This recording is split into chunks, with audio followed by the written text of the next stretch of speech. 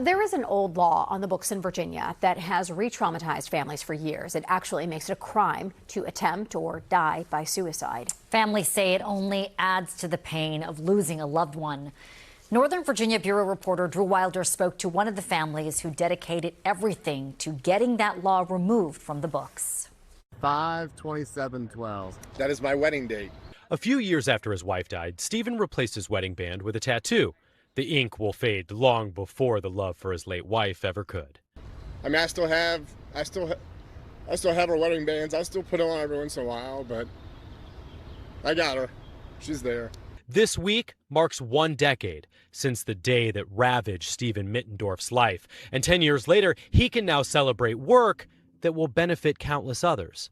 Stephen was a police officer. His bride, a Fairfax County firefighter. One day in April of 2016, Nicole Mittendorf called out of work. That was the last time anyone heard from her. Your commitment to this search is commendable and very much appreciated. Take a breath. Nicole's body was recovered April 21st, 2016 in Shenandoah National Park. There was a note. No foul play was suspected. Crippled with grief, her husband and sister set up a Facebook page as a place for people to come together. And boy, did they. Tens of thousands of followers, an ocean of DMs. One of those messages was so painful, it was about to help change Virginia law. The message? That said that she'd broken God's law and man's law, and she would pray for Nicole's soul, that it could come further. And I didn't know what to make of that. That hurt. And there's no reason to have that hurt. I already lost my sister.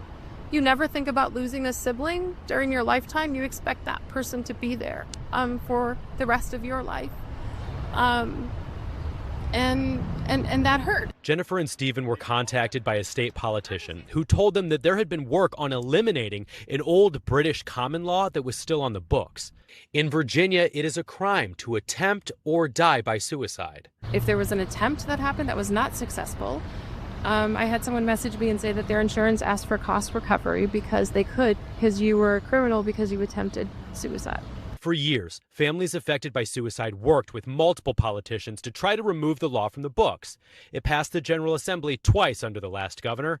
Glenn Youngkin vetoed it both times. This year, it passed again. This year, Governor Spanberger signed it on the anniversary of Nicole Mittendorf's death. It seems a little bit surreal that next year it'll come into effect. Stephen acknowledges many people won't understand why decriminalizing suicide is a huge deal. To be honest, I hope that they never understand it because they've never been touched by suicide. But for those of us who have lost someone that we have, deeply loved, for us, it's huge.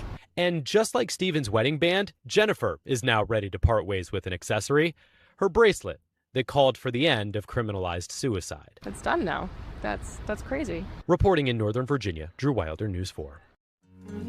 The law will be removed in 2027. And a reminder, if you or someone you know is experiencing any mental crisis, the National Suicide Prevention Hotline is just one call away at 988.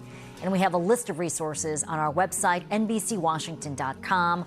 Look under Changing Minds.